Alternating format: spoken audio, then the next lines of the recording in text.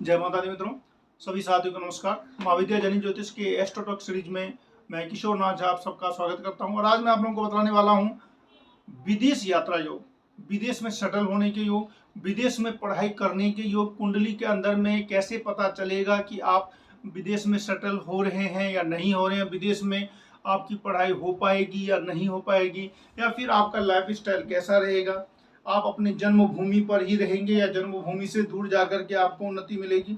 ये सारी बातें पहले जमाने में विदेश जाना अच्छा नहीं समझा जाता था।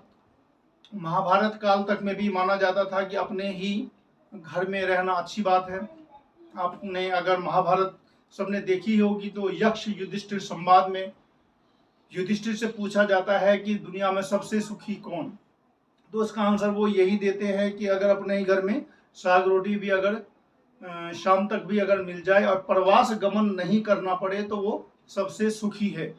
यानी कि आज के डेट में अगर हम उस दौर को लेकर के चलें तो आज के डेट में हर कोई दुखी है, क्योंकि अपने जन्मभूमि पर तो 90% लोग नहीं हैं, क्योंकि अपना जो ज़रूरतें पूरा करने के लिए, रोजगार के लिए, शिक्षा के लिए, नौकरी के लिए सबको अपनी जन्मभूमि से दूर होना पड़ता है। तो उस जमाने में ऐसा सर्कमस्टेंसेस था कि अपनी ही जन्मभूमि पे रहना अच्छा माना जाता था। आज के डेट में अगर आप विदेश में पढ़ाई कर रहे हैं अच्छा माना जाता है, विदेश में आपकी नौकरी है अच्छा माना जाता है, आप किसी बड़े कंट्री में बाहर ही हैं, एनआरआई हो गए और अच्छा माना जाता है। लेकिन ये सारी चीज़ें आपकी कुंडली में कैसे पता की जाएंगी? आप अपनी कुंडली के अंदर कैसे पता करेंगे कि मेरा जो विदेश का जो योग है वो बन रहा है या नहीं बन रहा है, विदेश में हम पढ़ाई कर पाएंगे या नहीं कर पाएंगे, विदेश के अंदर सेटलमेंट होने का योग है या नहीं है?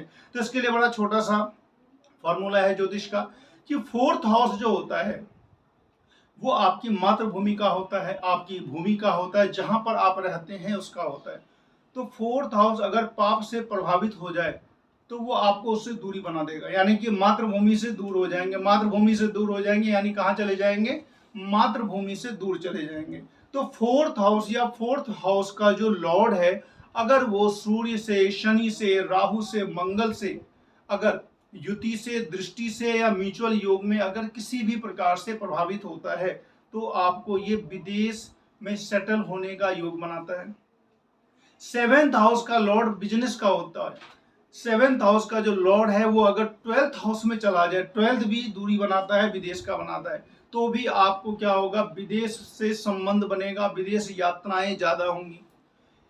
जो पहले जमाने में क्या होता था कि समुद्र के जरिए यानी कि पानी के जरिए लोग विदेश जाया करते थे। वायु मार्ग का, एरोप्लेन का आविष्कार नहीं हुआ था। तो जो भी ज्योतिष के हिसाब से बनाया गया कि समुद्री मार्ग का जो कारक है वो 8 और 12वां भाव है।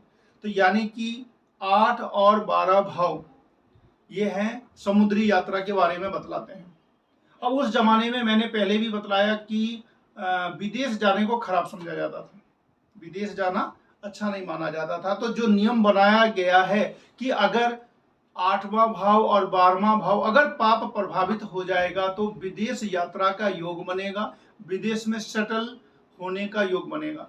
तो यानी कि अगर आपकी कुंडली में अगर 8th हाउस और 12th हाउस देख लीजिए, अगर 8th हाउस और 12th हाउस पे अगर पाप ग्रहों की दृष्टि है, शनि की, राहु की, सूर्य की, मंगल की अगर दृष्टि है, या फिर इनसे युत है, या फिर किसी न किसी प्रकार से 8वां भाव और 12वां भाव प्रभावित है, तो निश्चित रूप से ये एक स्पेशल योग बना देता है, जिस योग में अगर आपका जो रुझान उस तरफ है तो निश्चित रूप से आप विदेश में नौकरी करते हैं, विदेश में पढ़ने के लिए जाते हैं, विदेश में ही सेटल हो जाते हैं। चौथे भाव के बारे में यह है कि जितना ज्यादा वो पाप से आक्रांत हो जाएगा उतना ही ज्यादा आप विदेश में जाएंगे। दूसरा योग ये भी बनाता है कि 4th हाउस अगर ज्यादा पाप पीड़ित है, 4th हाउस क्या हो गया? आपकी मातृभूमि हो गई, आप जहाँ पे काम करते हैं वो जगह हो गई। तो 4th हाउस अगर ज्यादा अफेक्टेड है तो ट्रांसफर भी ज्यादा करवाएगा। अगर 4th हाउस ज्यादा पाप पीड़ित है तो आपका ज्यादा कम से कम समय में अधिक ट्रांसफर होगा। तो ये भी आप अपने कुंडली के अंदर देख के पता कर सकते हैं। आपका जॉब ऑफ मतलब आपका जो जॉब का नेचर कैसा है ये भी आप देख सकते हैं। जिनका ट्रांसफरेबल जॉब ज्यादा है वो अपनी कुंडली उल्टा के देख सकते हैं कि उनका 4th हाउस निश्चित रूप से पाप प्रभावित होगा। अब परिस्थिति ये आती है कि इंडिया में ही रहेगा या विदेश जाएगा, तो इसके लिए अगर 2-3 प्रकार से 4 प्रकार से अगर योग पकड़ में आ जाता है, ज्योतिष में बहुत सारे योग हैं, हजारों पता नहीं कितने सारे योग हैं, तो कोई भी चीज फल तब मिलता है जब 1 से 2, 3, 4, 5 प्रकार से कोई योग अगर मिल जाता है तो वो तुरंत फलित कर देता है। तो इसीलिए अगर आपकी कुंडली में भी अगर विदेश का योग अगर 3-4 प्रकार से बन गया है तो निश्चित रूप से आप विदेश में ही जाएंगे। इसीलिए कुंडली देखते के साथ सारी बातें जो पता चल जाती है, वो कोई मंत्र सिद्धि नहीं है किसी भी प्रकार का, इसमें तो जो ऐसा चीज नहीं है कि आपको पता चल जाएगा, ये प्योर साइंस है। अगर कुंडली के अंदर में अगर कोई भी एक योग 4 प्रकार से है तो निश्चित रूप से वो फलित करता है। तो अगर किसी की कुंडली के अंदर अगर विदेश योग अगर 4-5 प्रकार से है, कैसे होगा? 4th हाउस पाप प्रभावित हो जाए, 8वां और 12वां भाव जो है वो भी पाप प्रभावित हो जाए, 7th हाउस का जो लॉर्ड है वो 12th में चला जाए, या फिर बहुत सारे प्लैनेट 12th में चले जाए। 12th भी हो गया विदेश, यानी कि सबके भाव के जो लॉर्ड हैं, जो प्लैनेट हैं, अगर 12th में चले जाते हैं तो इसका मतलब ये हो गया कि उसकी घर से तो दूरी बनेगी ही बनेगी। तो अगर लग्नेश द्वादश में चला गया, लग्न हम है खुद, तो अगर हम लग्नेश होकर के अगर किसी का 12th हाउस में चला गया तो निश्चित रूप से जहां वो रहता है उससे ज्यादा दूरी पर उसका प्रमोशन होगा, अभ्युन्नति होगी, या फिर कहते हैं ना कि उसका अच्छा कब होगा? जब वो घर से ज्यादा दूरी पर जाएगा।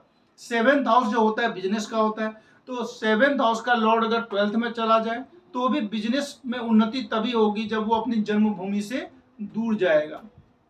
4th हाउस का लॉर्ड भी अगर 12th में चला गया, 4th हाउस आपकी जन्मभूमि है, आपकी मातृभूमि है, आपकी अपनी धरती है, वो अगर 12th में चला गया, इसका मतलब ये हो गया कि आपका जो जीवन है हमेशा विदेश में ही बीतेगा। 9th हाउस आपका जो हो गया वो आपका भाग्य का हो गया, यानी कि भाग्य आपका साथ कब देगा? जब आप विदेश में रहेंगे। बहुत सारी ऐसी कुंडलियां भी देखी हैं जिसके अंदर कभी कभी ऐसी स्थिति हो जाती है कि विदेश में रहने का योग था, जन्मभूमि से दूर रहने का योग था, लेकिन किसी कारणवश वो अपने ही मातृभूमि पर ही रह गया, लेकिन मातृभूमि पर रहने पर उसको संघर्ष ज्यादा मिला। अगर वो किसी तरीके से किसी सर्कमस्टेंसेस से अगर वो विदेश में या अपने घर से दूरी पर अगर सेटल हो गया होता तो वो संघर्ष उसको कम मिलते। तो अगर हम कंक्लूजन निकालें तो इसके अंदर कुछ मेन बातें ये आती हैं कि 8वां घर और 12वां घर जो होता है वो विदेश का होता है। 8 भाव और 12वें भाव पर अगर पापी ग्रहों का प्रभाव पड़ जाए किसी भी प्रकार से तो विदेश यात्रा का योग बनता है। 4th हाउस पे अगर पापी प्रभाव पड़ जाए, 4th हाउस का लॉर्ड अगर पाप प्रभाव में आ जाए, 4th हाउस का लॉर्ड अगर 12th में चला जाए तो भी विदेश में सेटल होने का योग हो जाता है। इसके अलावा 1st हाउस का लॉर्ड अगर 12th में जाएगा, 1st का मतलब स्वयं, 7th हाउस का लॉर्ड अगर 12th में जाएगा, 7th यानी कि बिजनेस, 4th हाउस का लॉर्ड अगर 12th में जाएगा, 4th यानी कि मातृभूमि, और 9th हाउस का लॉर्ड यानी कि भाग्य, अगर यानी कि 1, 4, 7, 9 के लॉर्ड अगर 12th में चले जाएंगे तो निश्चित रूप से आपकी जो अभ्युन्नति होगी, आपका जो भी अच्छा कुछ होगा वो विदेश में ही होगा। इसके अलावा अगर जो रोजगार है आपका वो 10वां है, यानी कि 10वां घर, और बिजनेस है आपका 7वां, नौकरी 10th हाउस और बिजनेस 7th हाउस, तो 10th और 7 के जो लॉर्ड हैं वो अगर विदेश में चले गए यानी कि 12th हाउस में चले गए तो निश्चित रूप से आप विदेश में ही सेटल होंगे। उसके अलावा जो 12th हाउस और 9th हाउस में अगर किसी भी प्रकार का म्यूचुअल योग बने तो भी आप विदेश में ही सेटल होते हैं। यानी कि इन सब चीजों के पीछे ये है कि 8वां भाव और 12वां भाव प्रभावित हो जाए, और विदेश का घर कौन सा हो गया? 12th। अगर ज्यादा से ज्यादा प्लैनेट अगर आपके 12th में चले जाते हैं, जन्मभूमि का मालिक, बिजनेस का मालिक, भाग्य का मालिक, नौकरी का मालिक अगर 12th में विदेश में चले गए तो निश्चित रूप से विदेश में ही नौकरी मिलती है। तो ये तो नॉर्मल सा केवल जानने भर के लिए है। अब डिपेंड करता है, फलित करता है कुंडली पर कि कुंडली के अंदर में क्या परिस्थिति बनती है। कुंडली देखने के लिए लग्न कुंडली भी जरूरी है, चंद्र कुंडली भी जरूरी है, नवमांश कुंडली भी जरूरी है, और लग्न के साथ साथ जो चलित कुंडली होती है उसको भी देखना जरूरी होता है। इस तरीके से ओवरऑल आप स्थूल रूप से कुछ तो जरूर जान पाएंगे कि आखिरकार कुंडली में विदेश योग होता क्या है। और इसी तरीके से ज्योतिष के और भी सभी योगों को जानने के लिए, आसान भाषा में जानने के लिए, समझने के लिए वीडियो देखते रहें, लाइक करते रहें, शेयर करते रहें, सब्सक्राइब करते रहें। मिलते हैं नेक्स्ट वीडियो में, तब तक के लिए नमस्कार।